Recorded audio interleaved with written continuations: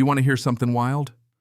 The HOA bulldozed my lake cabin right after I finally broke free and said I was moving out. That's right, flattened it splinters and dust, the only place my late wife ever found peace.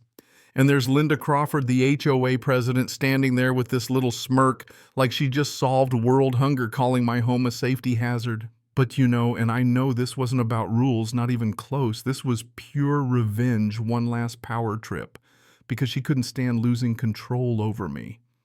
What she didn't realize was while she was out there swinging her little scepter, tearing down the last piece of my old life, she just made the dumbest move of her reign.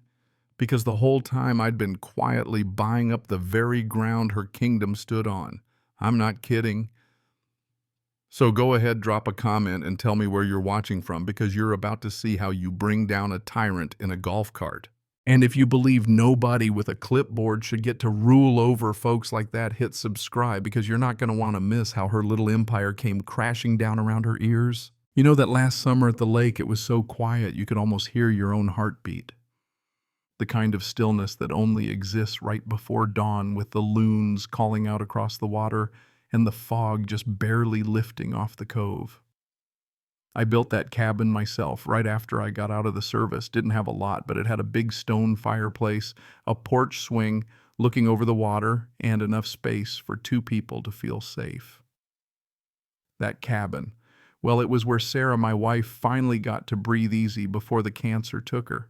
I can still see her wrapped up in a blanket, watching the sunset from that swing, the only place she wasn't in pain. So yeah, it wasn't just a building. It was a promise, a little patch of peace in a world that can get real mean real fast. My main house, though, that was back in the Lakeside Meadows subdivision, a quarter-mile down, stuck inside the jaws of Linda Crawford's HOA. And if you don't know a Linda, count yourself lucky. Linda was one of those people who, the minute they get a whiff of power, hold on to it like a snapping turtle. Mid-50s, razor-sharp bob, permanently pinched face. Her favorite activity was rolling around the neighborhood in a golf cart with a clipboard, sniffing out anyone whose grass grew a quarter-inch too high. She'd fine you for leaving your garbage out, for sun-faded flags, for things so petty you'd think it was a joke. But Linda took it seriously because ruining someone's day was her hobby. Over the years, I just paid her stupid fines, kept my head down, and tried to ignore her. My real life was out at the cabin anyway. But after Sarah was gone, that big house started feeling like a tomb. Linda's newsletters, those friendly reminders, just made me feel watched. Like every move I made was being written down somewhere. Selling the place felt like taking off a weighted vest. I called a realtor, started boxing up 20 years of junk. And while I was clearing the garage here comes Linda humming up my driveway, sunglasses on, giving me that vulture stare. "Heard you're leaving us, Jack," she said, and her voice was all sugar. I didn't even slow down, just tossed a box in my truck and said, "That's the plan, Linda. Closing in a few weeks, finally free." You'd think I'd told her Christmas was canceled. Her face fell so fast it was almost funny. But then her eyes got cold and she says, "You can't just walk away from your obligations, Jack. You're still under our rules till the house is out of your name." I laughed, not even trying to hide it. "What are you going to do? Linda, fine? The empty house." And I pointed to my cabin by the lake, my slice of heaven out of her reach. Or so I thought. She just gave me this fake smile, chirped, "We'll see about that," and rolled away. Should have known that was the warning shot. I figured maybe she'd send me one last bogus fine, maybe drag her feet on paperwork, but nothing more. I'd signed the closing papers, handed over the keys to a young couple who looked like they'd just won the lottery, and felt this weight finally slide off my shoulders. Drove out of that subdivision with a smile, didn't even look in the rear view mirror, just headed for the lake and my future. Had some contract work to do in the next county, so I planned on coming back in a few weeks and settling into the cabin for real. That drive back, man, the sun was low, the air was sharp with pine, and every mile brought me closer to peace. I could already taste that first cold beer on the porch. But when I rounded the bend where I should have seen the roof peeking through the trees, there was nothing but empty sky. My foot let off the gas. I parked and walked into the clearing, and there was nothing. No cabin, no porch swing, no stone chimney, just splintered logs and glass and the big ugly tracks of a bulldozer like the world's worst crime scene. I knelt down, picked up the last bit of Sarah's porch swing chain half buried in the dirt. I swear I nearly collapsed. My home, my promise gone. Pinned to the nearest tree like a kick in the teeth was a laminated HOA notice signed by Linda herself declaring the demolition for the good of the community. That was the moment I knew it wasn't just rules, it was pure calculated spite. I called the sheriff and he just shrugged, said it was a civil matter. Take it up with the board, Jack. I was shaking with rage, but I marched into that clubhouse anyway. Found Linda at the head of her table with her 2 pet stooges, Karen Fields, and a retired cop named Mark Graves. Linda didn't even flinch. "We sent you warnings," she said, sliding me a folder full of grainy photos, peeling paint moss, all that. Letters I'd never gotten sent after I left town. Then she handed me a bill for the demolition and fines. Said they'd lien my land if I didn't pay. My neighbors, they just looked away. Nobody spoke up. They were scared of her. And yeah, for a minute I felt broken. Walked back to my land clutching that cold bit of porch swing, watched the sun go down on a life I didn't recognize anymore. But sometimes when you've got nothing left to lose, that's when you figure out what you're made of.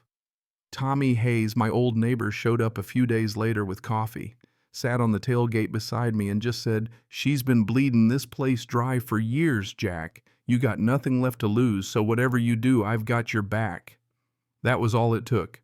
We started small, just a few of us, Mrs. Gable, the Rodriguez family, the ones she'd find for bird feeders or swing sets. We didn't plot revenge. We just started standing up for each other. Linda pushed back, of course. Sent her cronies to do safety inspections, tried to scare us off. But I pushed right back, caught her so-called inspector on Tommy's porch, asked if he was licensed. He stammered, turned red, and left. People started seeing maybe Linda wasn't invincible after all. We showed up at every boring board meeting, sat in the back, just watching, letting her know we weren't going away. But you can't beat a tyrant by playing her game. So I went to the county records office, pored over dusty old maps, and found it a missing signature on a decades-old easement. The very legal document that gave the HOA its supposed right to the lakefront. Never signed, never valid. Their power was built on sand. And if I owned the land, I could end them. So I started buying it piece by piece through a shell company. Quiet, careful, nobody the wiser.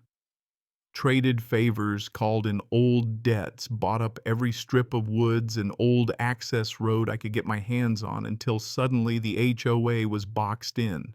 Linda figured something was up.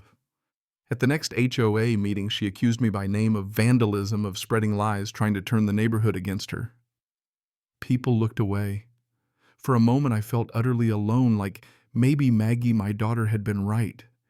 This isn't going to bring Mom back, Dad. But then I remembered what Sarah always said about bullies don't argue, just build a better fence. So that's what I did. Bought the last parcel, boxed them in completely. At the next annual meeting, Linda strutted in gloating about new security cameras and fines, ready to pass a special community protection levy. I stood up, pointed to a giant county map. "Linda, your whole authority is built on this easement, never signed, never valid. And now all that land, it's mine. Every last foot of shoreline access road, the very dirt under your precious garden. My company owns it. I own it." You could have heard a pin drop. Her face, pure panic. The room erupted. People she'd bullied for years finally spoke up. There was a motion to remove her, seconded a dozen times, and she was out before she even knew what hit her. And just like that, the spell was broken. The board nullified the lien and every fine she'd ever issued. Linda tried one last desperate move, showed up on my lot with a gas can and a box of matches, planning to burn the last pile of cabin wreckage. But I had cameras rolling and the sheriff on speed dial. They arrested her for trespass, attempted arson, and when my lawyer handed over her forged corrected documents, felony fraud too. With Linda gone, we held a real meeting outside by the lake, not in that stuffy clubhouse. No more HOA president, just a committee of neighbors. We rewrote the rules, capped fines, gave everyone a real vote. We took the power back. In that restitution check from Linda, I didn't rebuild my cabin. Instead, we built a dock for everyone, named it after Sarah, the only place she ever found peace. Kids fish from it. Now couples watch the sunset. Neighbors laugh together. I sold most of the land to a conservation trust, so no one can ever touch that lake again. Sometimes late in the day, I just stand on that dock and breathe. The cabin's gone. My rage is gone.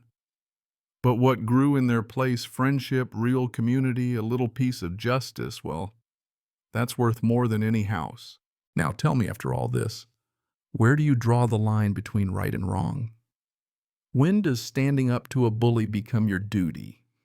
Not just for yourself, but for everyone around you. Drop your thoughts below. Share your story.